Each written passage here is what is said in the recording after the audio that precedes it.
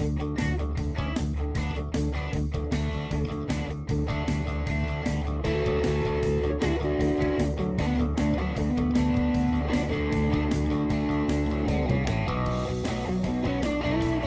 to Wisdom for Life, where we sift through philosophy to find practical advice that you can use in your everyday life.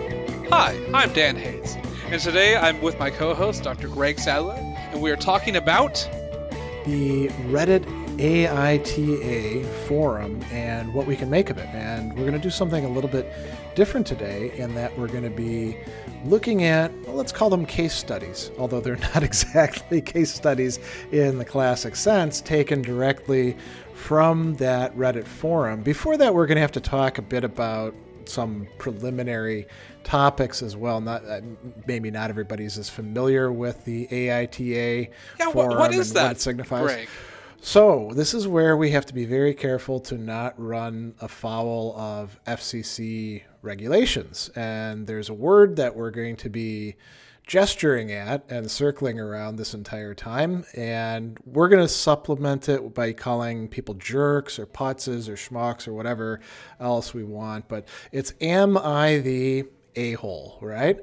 And it's a very popular forum on Reddit. Now, I know you use Reddit more than I do. You're a bit better in that neck of the internet woods, right? I encountered it through Twitter. And they have an account and they post their stuff and it gets a lot of discussion on Twitter. And I was like, wow, this is actually pretty good stuff. I might use some of this in my classes. And you and I have used some of the cases in it on the show in questions or references before. But you've been on Reddit a lot longer and you use it a lot more than I do. What's your view on this forum?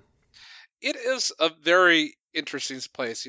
Sometimes it's like Mos Eisley, no greater realm of scum and villainy. But also it has some incredible stuff and really insightful conversations that you see from all sorts of backgrounds. It really kind of depends on the communities that each one of these subreddits or these communities that kind of reside within Reddit depend upon, and it's the moderation therein. And so you can set it up with a very hey, we're only going to talk about science, and anything that is off topic is automatically banned. And so it's like, we are here for science and science only, and anyone's going to be here for memes or lols, you can go find someplace else to go.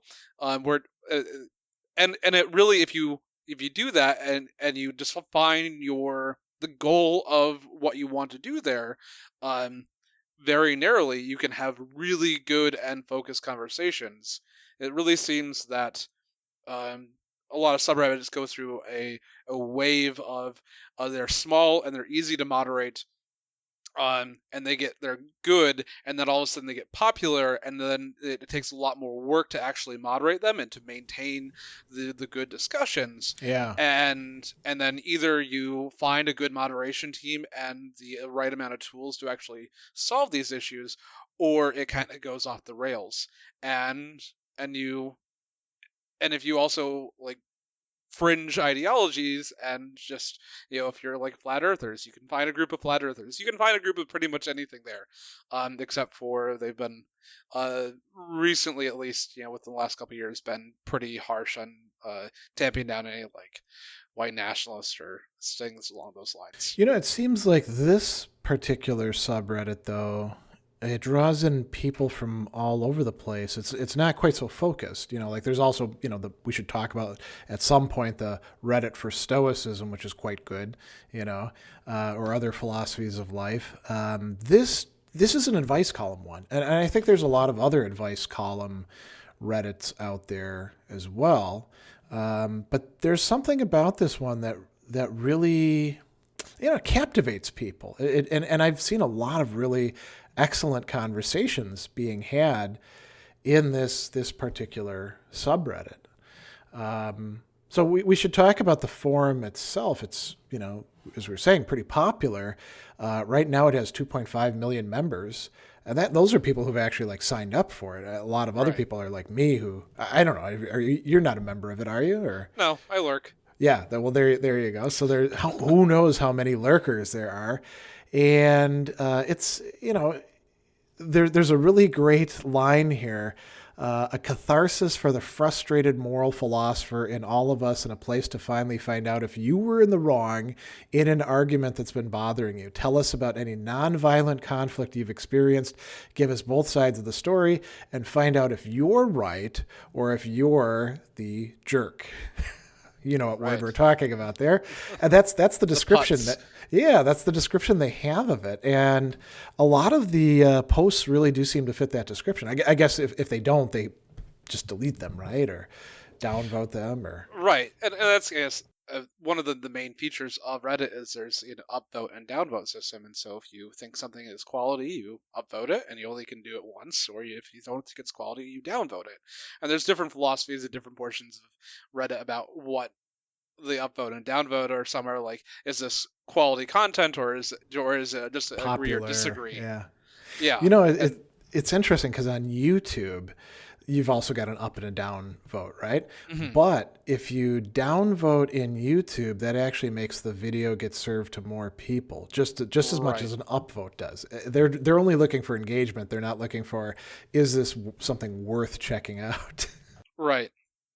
Because, the engagement, especially if it's controversial, makes people more engaged with it. And so if the goal is engagement for engagement's sake, or engagement in order to sell ads, then you want to be promoting the things that are controversial or inflammatory. Yeah. So lead us through what happens in this forum. How does it actually work? So someone presents this story, and they try to present this in, giving both sides of the story in order to give us as much information as possible. Try to play a little bit of devil's advocate for yourself. Don't try to just whitewash your particular opinion, because the whole point of here is to actually find out the truth if you are the putz, or not. And so you are then given, you give a story, and you say, am I the putz? And then people will then chime in with either YTA, or you're the a-hole, or NTA, or not the a-hole, and AH, which is like, there's no a-holes here, and ESH, and everyone sucks here, so everyone's the a-hole. I've seen variations too, where they'll be like, well, there's 5 people in this situation.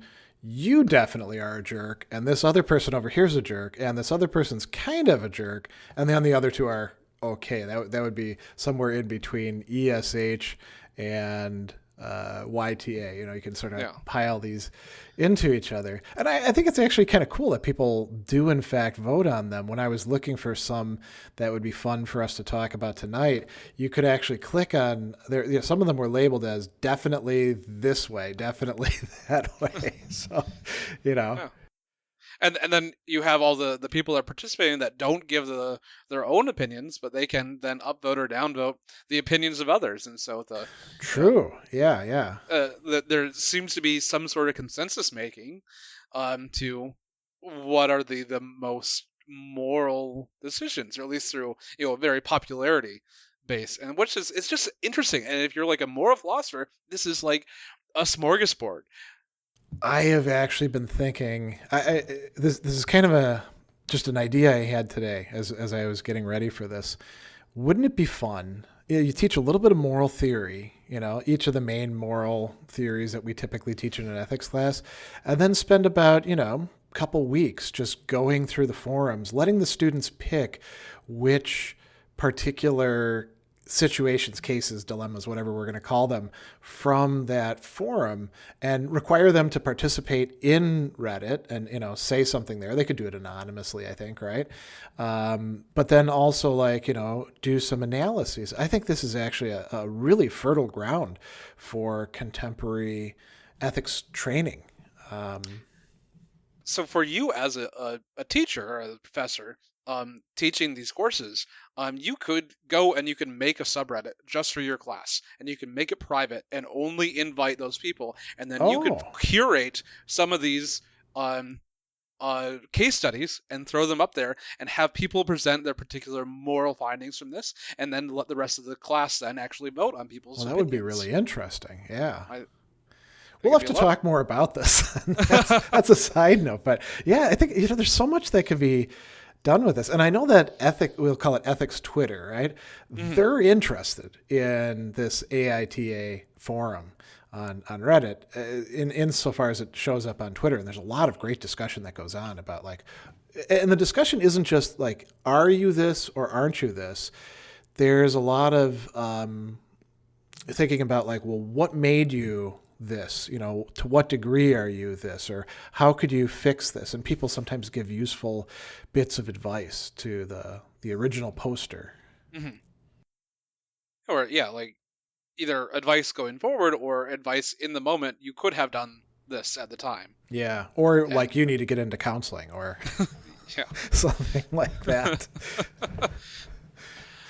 So we should talk very briefly. We're throwing this term around without actually using the term itself. Just like the other interesting vernacular terms, philosophers have been devoting some attention to trying to define just what goes into being this kind of jerk that we call an a-hole.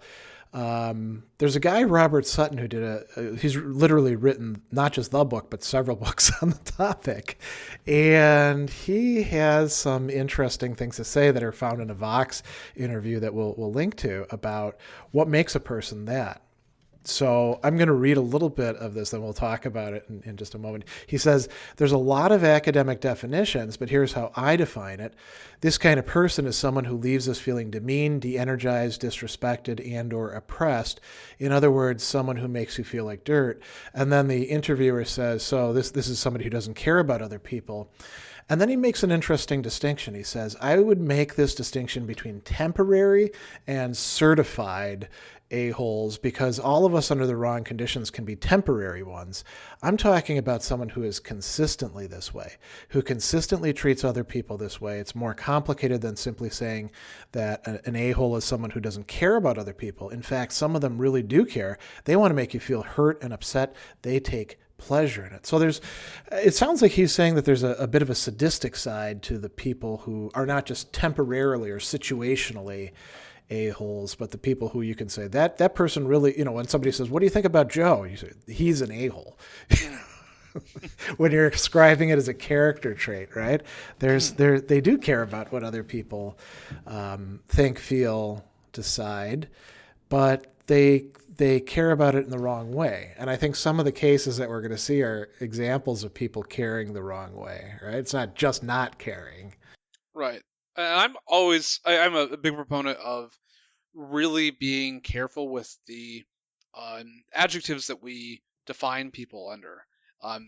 Now, why? Why is that? I think I probably know some reasons behind that, but because you don't know a lot of the times why the people are acting the way. We have very little direct interaction with someone's mind, unless you're looking at it like an fMRI, and then even that is well, what does that actually tell you? Yeah. And so you can't, someone cuts you off in traffic, and were they intentionally going to try to make you feel bad, or was there some extenuating circumstances? Doesn't mean that their action was good just because they had good intentions or why they were doing this, but to then automatically label them the jerk or the super jerk or the putz here.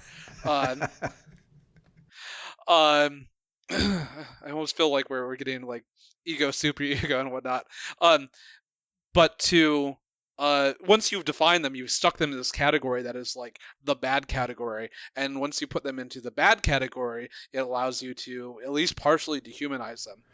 Yeah, and so it leads to almost like a mental shorthand, right? You don't have to think things through. You already know what box they fit into, so you know how to treat them. You've already framed it.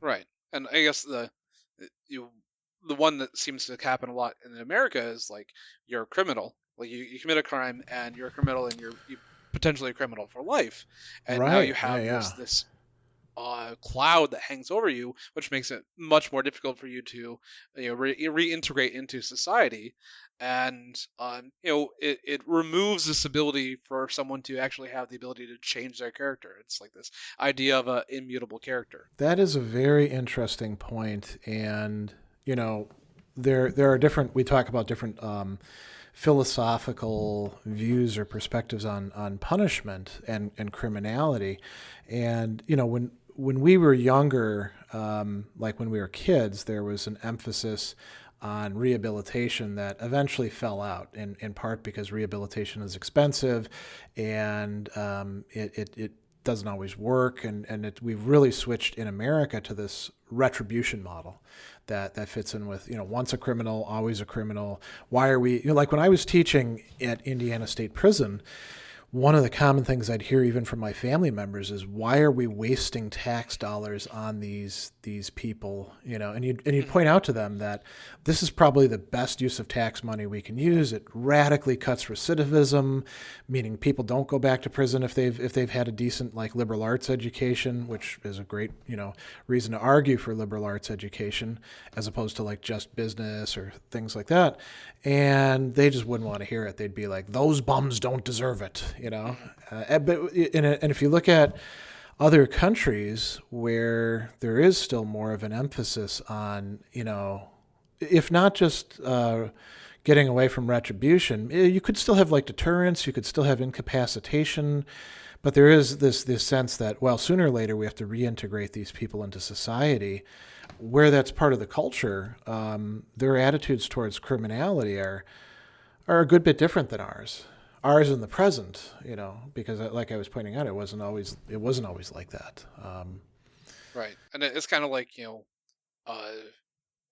the immediate gratification of not paying for this versus the long term gratification of having a better society, less criminality in general, and also vastly improving the lives of a large portion of your populace.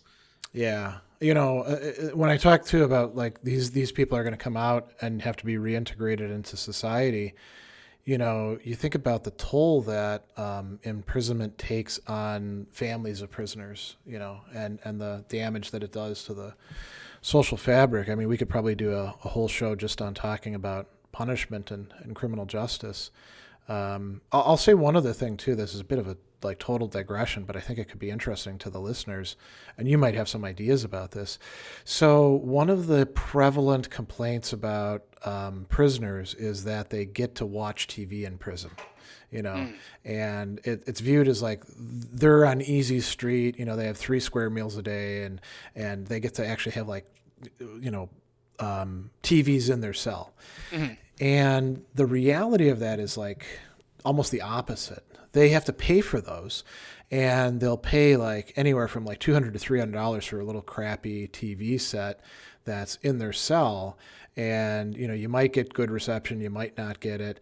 And the guards love for prisoners to have TVs. You know why? Makes them more docile? That's one big part of it. And it makes them docile in that if they're sitting in their cell, they're sitting in their cell. They're not out doing something else. It's something you can take away from them if they misbehave. Ah. So having a TV is more likely to produce compliance because it's one big ticket item that they can take away from you if you misbehave. Mm-hmm. So, this idea that people have, they're like, oh, they shouldn't have anything. They should be like just stuck in their cells with nothing to do, think about their crimes all day long as if they're in solitary. Mm-hmm. It's just a terrible Which idea. is, yeah, and solitary is what I think it's like considered a human's right violation by most of the world. Yep, they're starting to realize it affects the brain over time, and some of the effects never completely wear off. What the prison industry wants is prisoners doing things, keeping themselves occupied so that they're more compliant and, creating less trouble. But back to the AITH. Yeah. So as I was thinking about this, And looking at cases, I was like, and we're thinking about using these in ethics, I was like, there's actually a lot of sophisticated moral reasoning going on in these. These could be quite helpful for us. Mm-hmm. And not just for, some people do it for entertainment, right? Mm-hmm. Just like some people have dating apps and don't actually use them as dating apps. They just flip back and forth looking at people, right? But that's not all that's going on there. What else do we have? I guess we could. It's useful for the questioner to get feedback from a wide range of perspectives.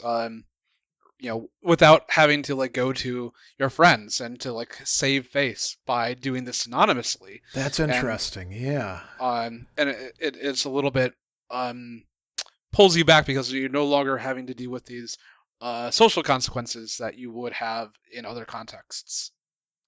There are people that you see going on there and they're saying I'm going to go anonymous for this because my family or friends actually read this. But yeah, there are other places that people can go for advice. Quora is another website that I'm pretty active on, but I think that for getting advice about these things, you get a better range of advice on Reddit AITA than you do asking questions in Quora. And it also it gives you the ability to reflect on some of your own particular behaviors. So for example, if you see someone and you're like, oh man, I do that all the time, and they're everyone's you are the jerk. I'm like, oh, I could maybe work on that. Yeah, it's interesting. One of the things, so when we do moral theory, right, there's substantive moral theories that are typically about, okay, what makes things right or wrong or good or bad, and what are virtues and vices like. And then there's the whole field of moral development. And in thinking about how we do in fact develop, a lot of it is by looking at what other people do and then how other people view it. Not just doing it ourselves and then getting bumped on the nose and them saying bad dog to you or something, but watching other people screw up and seeing the reactions to it. And then very importantly, so I'll bring in one theorist here, Lawrence Kohlberg. Some people are probably familiar with his 6 stages of moral development. That's very contestable whether these things really work out that way. Mm-hmm. But one of the things that he stressed was that it's not enough just to come to judgments or come to verdicts about stuff. It's very important to look at the reasoning processes, the ways in which people figure these things out, what they appeal to, At a very low level, it's, well, don't do that because you're going to get punished. And then at a higher level, it could be, well, I don't want to do that because I don't want to hurt people's feelings, Mm-hmm. At a higher level, it could be, well, this is going to be a violation of somebody's rights or the social contract or, abstract principles. And when we look at these advice columns like this and we see why people are saying, yes, you are a jerk, and here's why, it's, sometimes it's man, that's just a not cool thing to do, dude, right? Which is not telling you a lot. But sometimes it's well, this is doing this and this is your assumption here. And here's why this is a bad thing. And I think you're right. We can learn a lot, especially if we see a bit of ourselves in those people, or we see I've got kids, and of course kids are always in process, and quite often they're not as good as you'd like them to be, and you could be like, oh yeah, that could be the vector that this kid is going down if we're not careful, or students or whoever, right? Right. And how much you want to or need to intervene. What is your duty to these people? And that could be another, AITA question. How you mean whether or not you're a good person or a bad person by responding in certain ways, right? Yeah, I guess. Yes, if it's your child, what are the things that you need to do in order to, I guess, try to at least teach them, because it's kind of you can lead a horse to water, and as much as you teach them, they might not come away with the exact same thoughts you are. Rarely do they ever, in my experience. Or maybe I'm just not doing it well, Well, maybe you should have been with Captain Von Trapp with the little whistle. That would have got them in line. You need a good governess though to like build you legitimacy, right? You gotta have the what are the honey with the medicine, right? Right. A spoonful of sugar. Exactly. Yeah. One of the things that we were going to talk about as well is so people are making judgments. Is it bad to be judgmental? Is there something about participating in this forum that automatically, by virtue of you making judgments, makes you kind of a jerk in the process? What do you think? I think, at least for this forum, it's definitely not being a jerk whatsoever, because they're specifically asking for the advice. And they can take it or leave it. I guess the point where I think being judgmental comes into a question is when you have a specific moral reasoning that you are trying to impose on someone else without them also buying into this moral reasoning. Yeah, I think there's you could have certain knee-jerk reactions that are like judgmental in that bad way, and I've seen that in some of these AITA forums. But it's interesting because then pretty quickly somebody else will weigh in and say, you're making these assumptions. This is actually off base, compared to what the person originally posted. Like, if you do post something about your kids, somebody is going to tell you you're a bad parent, guaranteed. There's no winning there. Well, there is winning. So this is another thing too I was thinking about is what's good about this. The people who post, now if they really are a jerk, they're getting called out by asking people to say, hey, am I being a jerk? And that could be good for them. I think in a lot of cases, other people say, no, you're not the a-hole. The other person is, or nobody is. And don't beat yourself up about this. Or maybe, the other person is gaslighting you or abusing you or things like that. You get out of the situation. I think that's actually quite helpful.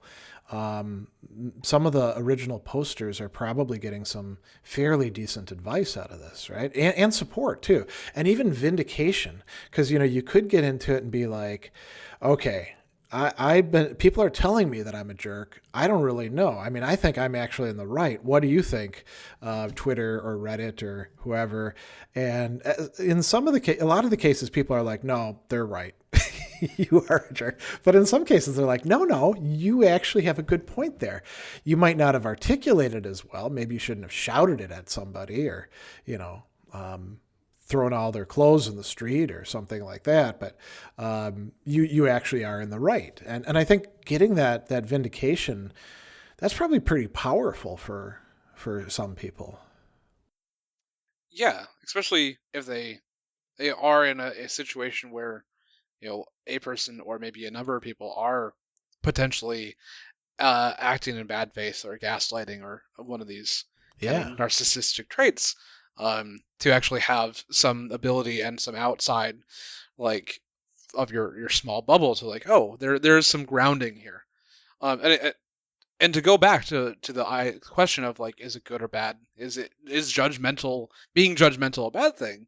And this is kind of something that you've brought up a couple of times. That is, it is good to make moral judgments. And I was wondering if you would expand on that. Yeah, I think I may have brought it up talking about my students who usually come into ethics classes and intro to philosophy classes, having learned that it's bad to be judgmental, and they draw from that it's bad to have judgments at all. We should all be totally respectful of everybody else's points of view. And I say, you don't have to buy into any of that. I want to liberate you from that. You can make as many judgments as you want. You just have to have some sort of reasonable basis for it. Mm-hmm. And you have to be willing to be called out on it.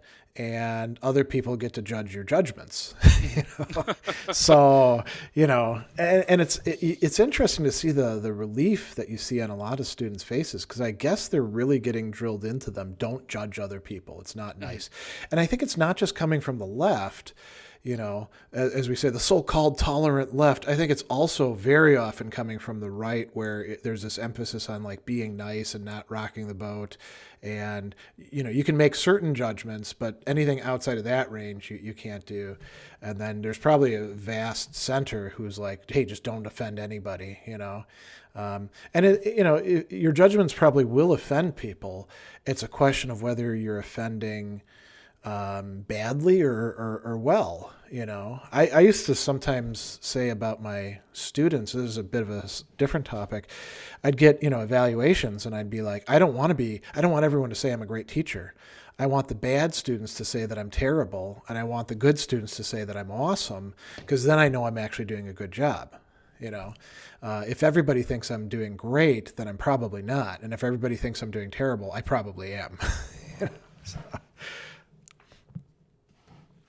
Well, let's get into some cases. So we're gonna read some of these more or less verbatim. We might shorten some of these a bit, and we're going to change the language a bit as well. And we're going to comment on some of the ones that we found the most interesting. We're going to alternate back and forth, but Dan and I both have ideas about these that we want to explore. And I think you'll get to see how useful some of these could be for promoting moral decision making and deep thinking about ethical issues. Do you want to do the first one? Absolutely. So this actually voted the most difficult decision to make in 2020. So, am I the jerk for saving one sister's life and not the other? I, a 22-year-old female, have identical twin little sisters, or half-sisters. They were both 16, and both have serious kidney issues. They have both sadly reached a point where without a kidney transplant, their quality of life will continue to decline, and they might not see the other side of 20. Obviously, myself and my mom are devastated with this news. It wasn't expected that they would be in this position so young. For some background, one of my sisters, Sarah, is very much a tomboy like me, and we are really close and enjoy a lot of the same things. We are like two peas in a pod. And not to say I don't love my other sister, Jade, but we simply aren't that close. She's a little more girly, doesn't have many shared interests as me and Sarah do, and so we just don't hang out as often. I also don't see Jade as much in general. Sarah doesn't like her dad's wife, and so she spends less time with them, while Jade adores her, so she has always spent more time at her dad's place. Both my mom and their dad and both of the girls were totally happy with the setup, by the way. Jade also begged to go to a particular boarding school, so I don't see her nearly as much as Sarah, nor have I for a very long time. Maybe one weekend a month for the last couple of years, and some more over summer and the holidays. I still love her dearly, but I hope it's understandable now that I'm just much more close with Sarah. We were equally close until Jade started doing her own thing and making choices for herself, and I don't in any way begrudge her that. I wouldn't say Sarah and Jade didn't get along, but they have differently been some big spats over the year. We all got tested to see if it would be possible to do live donations, and I'm the only match. Unfortunately, I obviously only have 2 kidneys. I can only save one of my sisters. There's every chance that they might get a kidney from someone else, but right now they aren't a priority and aren't high on the transplant list. I basically told my mom, who told my dad, that I want to donate my kidney to Sarah. I thought about it so much. I know this means that I am undeniably saying I love Sarah more than Jade, and I guess I do. Unsurprisingly, all hell broke loose about how could I do this to Jade? How could I be so cruel? Why would I do this? How could I just play with their lives? I've been getting calls and texts from everyone who knows about this. As far as I know, neither Sarah or Jade have been told of it. I'm playing God here, but it's my kidney, yeah? I feel like scum for choosing one sister over the other, but one of them is my best friend, and the other is, well, she's not. I feel like a monster for saying it, and I know on a fundamental level it's wrong. Part of me wanted to flip a coin or something, but I couldn't. My whole family seems to be demonizing me for making this choice. This is Am I this is a tough one. the jerk? Yeah. This is a really compelling one. I guess, you can see why it was voted most difficult decision to make, right? Now it's interesting. We were talking before the show, you've got some definite thoughts about this. So why don't you launch into yours first, and then I'll add whatever I've got. Because I think we mostly agree about this, right? All right. Actually, let's vote. So what do you think? Not. Okay. Is anybody else? Yes. The parents. I think so too. Yeah, I think she definitely isn't. And we'll talk about why. But go ahead. What were your reflections on this in terms of moral the theory first thing and is stuff? this is from a utilitarian standpoint. It's kind of a little bit of a trolley problem. Either you do nothing and both potentially die, or you do something and one dies and one doesn't. One of these options is obviously better in that really straightforward calculation. But, as we see in real life, the trolley problems don't present themselves in nice, straightforward ways. And so from the utilitarian position, she's definitely making the morally good choice to do something to save one of her sisters.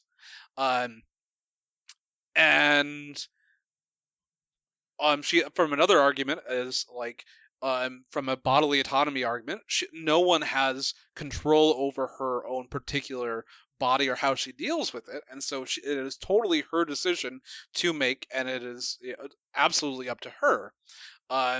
And whenever the parents are being upset about this, they're trying to assert their, some sort of right over her body to choose how she uses it.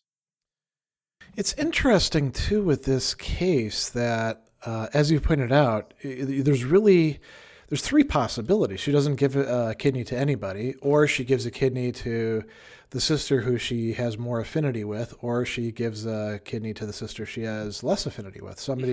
You only have one kidney to give. And to say that it's, she's playing God and she's being a monster or anything like that because she's not giving it to one daughter, it seems like that logic should carry forward, and she'd be just as much of a monster if she does give a kidney to that daughter because she's not giving the other kidney, or not giving the other daughter a kidney. Right? Mm-hmm. Obviously, she doesn't want to give away both kidneys because then she's the worst off. So there's something kind of weird about this, right? Yeah. The thought I had while reading through this was that there's not actually a problem. There's definitely a problem, with medical problem. These two right. young girls have a serious medical condition, and they could potentially die here in the near future. And that is a bad situation, but it's now much worse, apparently, from the perspective of the parents, because now there is a chance, at least for one of them, to live. Yeah. But that choice isn't in their hands. And so I wonder if part of the reason why they're so angry about this is that they're removed from their agency in order to how they choose to protect one of their children over the other. So there's kind of a displacement going on. Yeah, that's an interesting insight. I hadn't thought of that. Yeah, that makes a lot of sense. I do want to say two other things. So one is from a utilitarian perspective. It depends on whose utilitarianism we're looking at. If we're looking at it just in the sense of let's produce the best outcomes overall, then it's indifferent which daughter gets preferred, and so we just pick one. Maybe you could flip a coin, but she's ruled that out. But the utilitarians would also say, like Jeremy Bentham would say, benevolence, this love for another person, that's a good motive, and acting on that doesn't make this a bad situation. And so I think Bentham would actually be for giving the kidney to the most favored daughter. He'd say that's the right way to go, and the parents are actually like diminishing people's pleasure in the situation by deliberately picking a bad interpretation of it, you know. And it also reminded me of thinking about Immanuel Kant, you know. Kant says that when we do the right thing, but we do it motivated by like sympathy or affection or something like that, it's not a moral action. The only way that you can really tell, this is kind of perverse, the only way you can really tell if something is a moral action is if you don't want to do it. You know, if you have, you just recognize that it's the right thing to do and you allow that to motivate things and you even go against your inclinations. And so in this case, this would be like, you know, well, I'm tempted to give my kidney to this one sister who I do love more, and I'm deliberately going to give it to the other one. And to me, that strikes me as perverse. Well, if you took that and extended it, like, wouldn't it be that it would be even better to give it to someone that you don't know, that you have no affinity for? You're right. Yeah. That should go into the donor list, you know? Well, yeah. Yeah. And there's definitely, you know, certain moral systems that would prefer that. Yeah. Although there's, you know, there's something screwy about those, I think. I think, you know, being willing to give to somebody within your family, there is something noble about that, you know? Well, so we definitely have certain biological imperatives that lead us towards that, aren't there?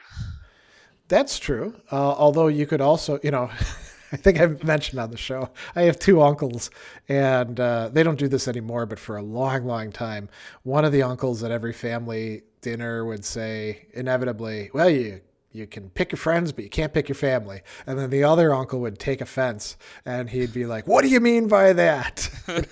Because he knew it was directed at him. So I don't know, maybe picking your family, there could be some natural impulses towards that, but you could also be like, I hate these people. You know? Let's go on to the next one. What do you think? Yeah. Okay, I'll read this one. Am I the jerk for not giving a bully's mom a promotion, is how it's framed. I am a 27-year-old male that works for a mid-sized company in my hometown. After college, I moved back home to help my mom get back on her feet after my dad passed away, and I was hired on with my current company and rose up fairly quickly through the ranks. Last year, my younger sister was having some issues at school with some girls bullying her, and my mom was going through the school trying to get it to stop. One day things got out of hand, and one of the girls tossed my sister's clothes into the shower room during gym and turned the showers on.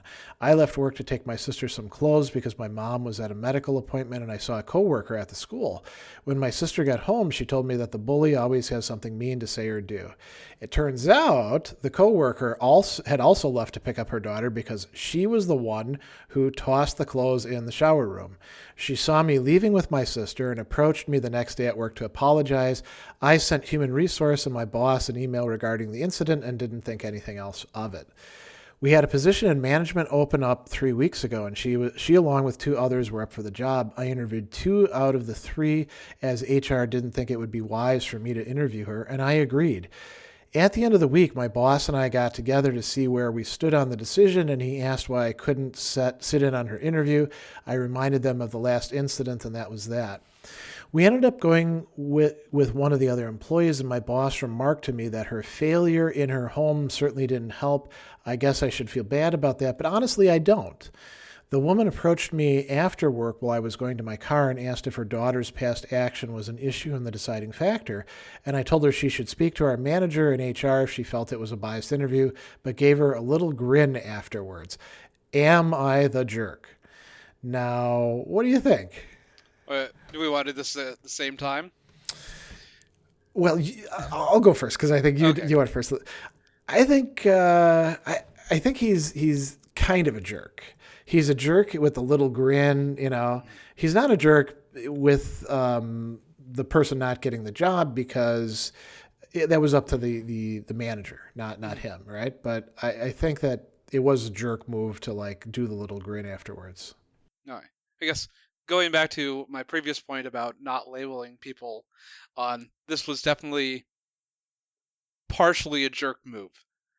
I don't know if he's like, especially in the how we define the super jerk earlier. Yeah. Because he doesn't seem like he's going out of his way to specifically cause harm and destruction, but he definitely allowed it to happen in a way that was non-beneficial for So there's a her. thoughtlessness, right? Yeah. So I gave my ideas first. How about you go this time? I think some of the framing in it, it's written in a very neutral way, but then you got to wonder why he sent a email to human resources and his boss. He doesn't say, well, I did it because I was gone from company property during work time, and so I had to justify it in some way. He just says, I told them about it, and that seems, it's not quite a red flag. It's sort of like a pink flag gets raised at that point for me. Yeah. What did you make of that? Of the email specifically? Yeah. Literally, I had glossed over that a little bit, and I didn't actually see it. But now that you bring it up, it was like, why are you doing that? What is the motivation? What were you trying to, like, besides, like, hey, I was away from work, but, shouldn't you have told your boss, unless you don't trust your boss? And yeah, I guess you could be, doing a little bit of CYA there. We often do emails when we want to make sure that things are being recorded, But you could say, like, I had to go and, drop off clothes for my sister and leave it at that. Without saying she was bullied by so-and-so, yeah. Right. Yeah. Like, that tells you why you were gone. Everything else is superfluous to that particular situation in regards to your job. Yeah. Now, this one is an interesting one because he is asking, am I the jerk? And it was titled for not giving a bully's mom a promotion, as if he somehow had charge of that, when clearly it's not his call. It's his boss's call. So that's not jerkish behavior, but it is bad practical reasoning, taking responsibility for things that aren't really within your agency, right? Mm-hmm. So did that raise any red flags for you, or? Like the way that he regarded his coworkers' control over their child. No, it's although that's interesting too. Yeah, I mean, blaming the parent for the child that can be problematic at times. I'm talking more about like him acting as if he is like responsible for her not getting the promotion, and then on the other hand, not being responsible for it. Yeah, like he's trying to have it both ways. Kind of. Yeah. He's definitely taking a little bit of pleasure in it. There's definitely like some Schadenfreude here. But I think it's really kind of like this misplaced, retribution or revenge that is really directed at the child of this person. Okay. And not at the person itself. Yeah. And the only way that he can do anything about it is by interfering with her job hiring thing. So I guess at first saying that, like, I want to recuse myself from having the interview with this person because I know that I have a bias. That was a good decision. But to go out and make to tell the story about what had happened with this employee's child is like slander the person in the middle of the interview, in my opinion, especially because that has almost nothing to do with the ability of that person to actually do that job. If you're trying to base giving that job to someone based on their merits of their ability, then this is kind of outside of that. Yeah, it's like a little poison pill, right? Right. Yeah, I think I'm with you on that. Any other ideas about this? I mean, what did you make of the grin thing? Yeah, he's definitely taking pleasure in it. Okay. And so, I kind of feel like taking pleasure at this misfortune of others is probably not the best, moral decision there. Yeah. Well, Like, that's I don't know if is that even a decision? On his part, it might not be a decision. It might just be let's call it a reaction, but it's still indicative of character, right? Right. Like that you have at some point defined that this is good. Yeah. Right. Either consciously or subconsciously, and you are acting on that at the moment. The way it reads, though, it seems like the grin is not just like, oh, I was grinning to myself as I was walking away. He says, I gave her a little grin, Right. So it's like kind of drive it home to her. It's communicative. Yeah, it's rubbing salt in the wound a little bit. Yeah, I think that's a good way to put it. Yeah. Yeah. Let's take one more. I don't know that we're going to have that much time. Should we do the fact checking one, or should we do the toy burglar one? What's your preference? The toy burglar one's shorter, so let's do that one. Okay, I think it's a very funny one too. It is. Okay, so am I the jerk for making my daughter think that a toy burglar will steal some of my daughter's toys if she is misbehaving? That's how it's titled. Ever since my daughter was 5, she's now 8, I'd tell her that a man called the toy burglar will take her toys away and give them to a child who is well behaved if she acts up. I even had my current boyfriend dress up as the toy burglar and speak to her while she was misbehaving.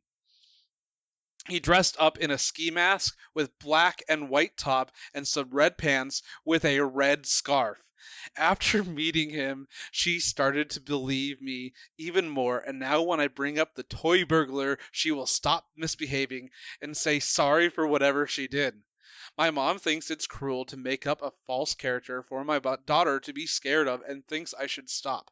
But I think it's no different than Santa. Like if my daughter is well behaved, I'll have the toy burglar randomly send her a gift. Am I the jerk for doing this? Okay, so let's think about whether we want to say she is or whether she isn't or whether anybody else is. Did I go first? You go first this time. I guess I'm feeling muddled about this. I feel like there's aspects of this that I don't like, and there's aspects of this that I'm kind of okay with. So I think she actually is a jerk. Yeah. And I wonder with myself about, I do find this very funny. But clearly the daughter is having some anguish because of this. And I wonder if I'm not a jerk for enjoying this one so much. The prospects that I'm thinking about it. I don't know. That's a good question. I don't think that the mother's being a jerk.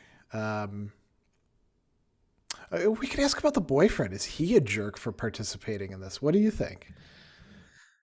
He is. Yeah, like to not only like make up a story, but to actually then perpetrate a deliberate falsehood of like creating a character. Role. Yeah. Yeah. It's very specific too. Ski mask, black and white top, and red pants with a red scarf. It's like what? Where's Waldo meets Carmen Sandiego, or like the Hamburglar. Hamburglar, yes. Yes. So I guess the key question we have to ask here is, there's already like a mythology that our kids participate in. We were talking about Santa Claus earlier, and I suppose we could talk about the Tooth Fairy, Easter Bunny, all the things that they put into cartoons now. I was telling you how when I was a kid there were the leprechauns who would come to our house on St. Patrick's Day and bring green candy and turn the toilet water green and the milk green and all that. And of course, I got little green footprints in my house. Did you really? Yeah. Oh, interesting. I haven't met too many people whose houses the leprechauns came to. And there's other things maybe we could come up with like Uncle Sam for the 4th of July or whatever, right? And if you're bad, Uncle Sam takes you out back and spanks you or something like that. Straps you to a rocket. Yeah, there you go. I think McDonald's actually, mentioning the Hamburglar, kind of tried to do something like that back when they used to have characters like Mayor McCheese and the Hamburglar who'd run around stealing things. And there was Grimace, and there are a few other ones I don't really remember too well. Is it wrong to introduce like new characters deliberately to produce compliance on the part of children? Because that's what this is about, right? One of the things that I was really interested about, because I was thinking about this in the way of like developmental psychology. Okay. In how, like, I'm definitely not an expert in this, but I do know that there are certain times and levels of when people define things or why things are bad. Yeah. And early on, it's very much like a consequentialist, like, I get hurt, I don't like that, it tastes good, I get to eat that, that's good. Yeah. It's very kind of like base passions type thing. And it seems like this character kind of is latching into this like really early developmental thing. But then the thing that I don't like about it, at least to a certain extent, is that you are creating this fiction that is not based in reality whatsoever. And when do you need to stop propagating that fiction? Another thing about that too is if this kid goes to school and talks to the other kids about, it's one thing to say like, I'm being good because I don't want to get on Santa's naughty list, and the other kids who believe in Santa are like, oh yeah, me either, But if you go to school and you're like, the toy burglar is going to take away my toys, you might actually get, picked on by the other kids. Maybe the mom's kind of setting their kid up for that. Right. We wanted to talk about a practice, and this is one I think that we may have mentioned in earlier shows, but I think a lot of this really drives it home. It's this thing that comes from a lot of people, but Epictetus in particular, the great Stoic philosopher. He says that, like something bad happens to you, think about what it would be like if it happened to somebody else. Would you have the same attitude towards it? So your cup gets broken, it's the end of the world, but your buddy's cup gets broken, you're like, oh, you can get another cup. No. Well, let's make a little bit more. It is your favorite cup. It is that cup that your grandma gave you, which is both like sentimental and also is like just a really great cup. Yeah. Okay. Yeah. So how can we apply that, and what does that have to do with these am I the jerk things? I think that we're invited to kind of look at things from other people's perspectives and then pass judgment on them, but we can think about our own behavior and the things that set us off, and think about whether they should, right? Right. Like it's that distancing from the thing. Like we become attached to things a lot and easily so, and especially our thoughts. We become attached to our thoughts and our own, to way of reasoning. Yeah, to judgments. Okay. And sometimes these are some of the most hard-rooted in us, and it takes a lot to jolt us out of that, that thought pattern. Yeah. Well, we're almost at the end of the hour, so we have some final thoughts for you. You want to lead us out? Yeah. Robert Sutton leads us with these words. Who has literally written the book on the topic, on these jerks, these super jerks. Bottom line, super jerks need someone in their life to tell them they're being a super jerk.